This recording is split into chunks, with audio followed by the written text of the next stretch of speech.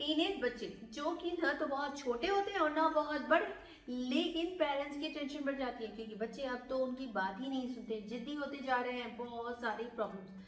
तो इसमें पूरा पूरा श्रेय टीनेज बच्चों का नहीं है बल्कि उनके हार्मोन्स का है। जी हाँ, इन हार्मोन्स की वजह से बच्चे का शारीरिक और मानसिक विकास होता है जिससे वो ग्रो करते हैं। लेकिन उन्हें तो ये लगता है ना अब हम बड़े हो ही चुके, लेकिन पेरेंट्स ये बात नहीं मानते। पेरेंट्स को लगता है कि उनकी केयर, उनको समझाना हमारा कर्तव्य है। बिल्कुल सही है। तो फिर कैसे हैंडल करें टीनेज बच्चे को, क्योंकि बच्चा जिद्दी होता है और थोड़ी अपनी मनमानी करना चाहता है। अब कुछ सिंपल से टिप्स आज हम आपको बताएंगे जिससे आपका बच्चा बड़ी ही आसानी से हैंडल हो जाएगा। हमारा मिशन आपकी लाइफ को इजी बनाना है, तो जानना है जरूरी। तो वेलकम टू रंग दे जिंदगी, शेयर हैप्पीनेस विद पूर्वी।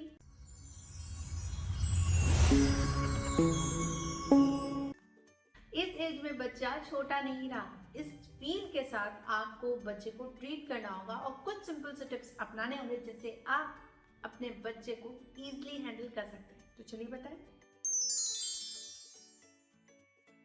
बच्चा ना अब छोटा तो रहा नहीं, तो इसलिए आप उनके साथ फ्रेंडली रिलेशनशिप डेवलप कीजिए, यानी कि वो आपको एज अ फ्रेंड की तरह ट्रीट करे और आपसे हर मन की बात शेयर कर पाए।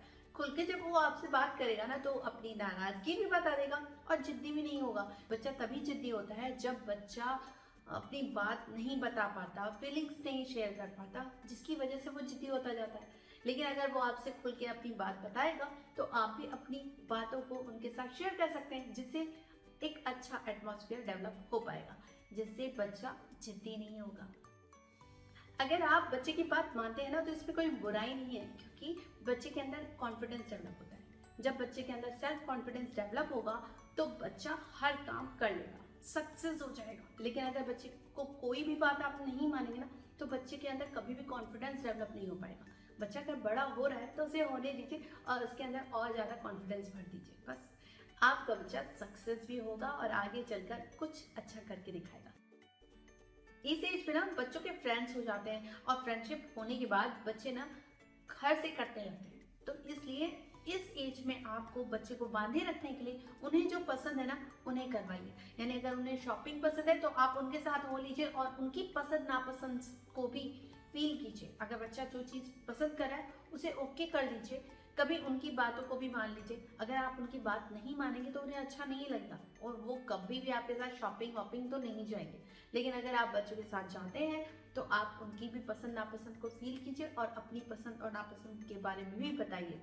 बस इससे आपकी अच्छी बॉन्डिंग होगी और बच्चा आपसे हर बात शेयर कर पाएगा और अपनी फीलिंग्स को भी जाहिर कर पाएगा। इसके साथ ही क्वालिटी टाइम भी मिल पाएगा, क्योंकि बच्चों को इस एज में ज़्यादा टाइम नहीं होता, क्योंकि वो स्कूल भी जाते हैं और अपने फ्रेंड सर्कल के साथ भी रहते हैं, तो उनके पास ज़्यादा टाइम नहीं होता, लिमिटेड टाइम होता है। तो बच्चों को ऐसा टाइम अगर आपको मिलता है तो जरूर आप ग्रैब करें और बच्चों की पसंद और नापसंद के बारे में जानें और क्वालिटी टाइम दें। इस एज में ना बच्चे गलती नहीं स्वीकार करते। तो अगर बच्चे के साथ कुछ ऐसा है कि उसके साथ कोई मिस्टेक हुई है तो पहले तो आपको ये रियलाइज करना होगा कि मैं अगर कोई गलती करती हूँ ना या मैं कोई गलती करता हूँ तो मैं तुरंत एक्सेप्ट करता हूँ। जब आप ऐसा रियलाइज कराएंगे ना तो बच्चे के अंदर भी वो डेवलप होगा।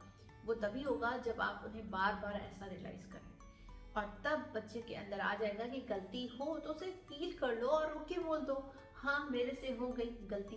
तो बच्चा इशू नहीं बनाएगा उस चीज का और वही बात खत्म हो जाएगी। लेकिन अगर आपने अगर गलती नहीं मानी ना तो बच्चा भी गलती नहीं मानेगा। तो बच्चे को अगर आपको हैंडल करना है तो आप पहले अपनी गलती, अगर कोई गलती कर रहे हैं तो एक्सेप्ट कीजिए और सॉरी बोल दीजिए। जब ऐसा करेंगे तो बच्चा भी जरूर आपके साथ ऐसा ही कुछ करेगा। इस एज में ज्यादा टाइम तो नहीं होता, लेकिन एक्स्ट्रा एक्टिविटी कुछ ऐसा बच्चा हॉबी के रूप में चाहता है तो उसे जरूर ज्वाइन करें। अगर बच्चे को गिटार पसंद है या पियानो पसंद है या फिर कुछ ऐसा पसंद है, कैसियो पसंद है, जो पसंद है ना बच्चे को उस एक्टिविटी में जरूर डालिए। सिंगिंग पसंद है, डांस पसंद है, जिस भी एक्टिविटी में वो जाना चाहते हैं उसे जरूर डालिए। इससे बच्चे का शारीरिक विकास तो होता ही है, मानसिक विकास भी प्रॉपर हो पाता है, क्योंकि बच्चा खुल के अपनी फीलिंग्स को उसके थ्रू या सिंगिंग के थ्रू या म्यूजिक के थ्रू फीलिंग्स निकाल पाता है। अगर बच्चे ना गलती करते हैं तो उसे इजी रखना भी जरूरी है। अगर बच्चा गलती कर रहा है तो आप उस पर हाइपर मत होने लगे, उसे इजी कीजिए। जब आप इजी करेंगे और उन्हें कहेंगे कि इस दौर में ऐसा होता है, तो बच्चा इजी हो जाएगा और आपसे हर बात शेयर करेगा। लेकिन अगर बच्चे पे हाइपर होते जा रहे हैं, आप उन पे गुस्सा कर रहे हैं, तो वो नेक्स्ट टाइम आपको कोई बात नहीं बताएगा और अपनी गलती भी छुपाएगा। तो इस चीज को भी याद रखें। अपने एक्सपीरियंस को जरूर शेयर करें। अगर बच्चा आपसे कुछ बातें बताता है तो अपने एक्सपीरियंस को जरूर बताएं, जिससे बच्चा कुछ गलत करने वाला हो तो वो संभल जाए। लेकिन अगर बच्चे को अगर आप अपनी बातें नहीं बताते हैं, छुपाते हैं, तो बच्चा वो किससे सीख पाएगा। उसके लिए एक लेसन के तौर पे आप उसको रिप्रेजेंट कीजिए, जिससे आपसे बच्चा सीख पाए। ये बहुत जरूरी है। बच्चे को हर समय रोक टोक तो बिल्कुल पसंद नहीं आती इस एज में, तो बच्चे को रोक टोक करना बिल्कुल कम कर दें। हाँ, जो जरूरी है उन्हीं चीजों पर आप रोकिए। अगर हर चीज में आप रोक टोक करेंगे तो बच्चा बिल्कुल आपकी बात नहीं मानेगा और ज्यादा जिद्दी होता चला जाएगा, क्योंकि उसे अपनी बात मनवानी ही रहेगी। तो आपको अगर पता है कि बच्चा अपनी बात मान के रहेगा, मनवा के रहेगा, तो आप उस समय थोड़ा मोल्ड हो जाइए और कुछ रिक्वेस्ट की तरह आप रिप्रेजेंट कर सकते हैं। क्योंकि अगर आप बच्चे पे हावी होंगे तो बच्चा आपसे ज्यादा हावी होगा। इस चीज को याद रखें, जिससे बच्चा आपकी बात भी मान सके। अच्छा, अक्सर पेरेंट्स क्या करते हैं कि अपनी बात मनवाने के लिए मैं तो ऐसे करता था, मैं ऐसे करती थी, ऐसे रिप्रेजेंट करते हैं, जिससे बच्चे को तो बिल्कुल इंटरेस्ट नहीं आता। तो हमेशा ऐसे रिप्रेजेंट कीजिए कि बच्चे को अच्छा फीलिंग आए।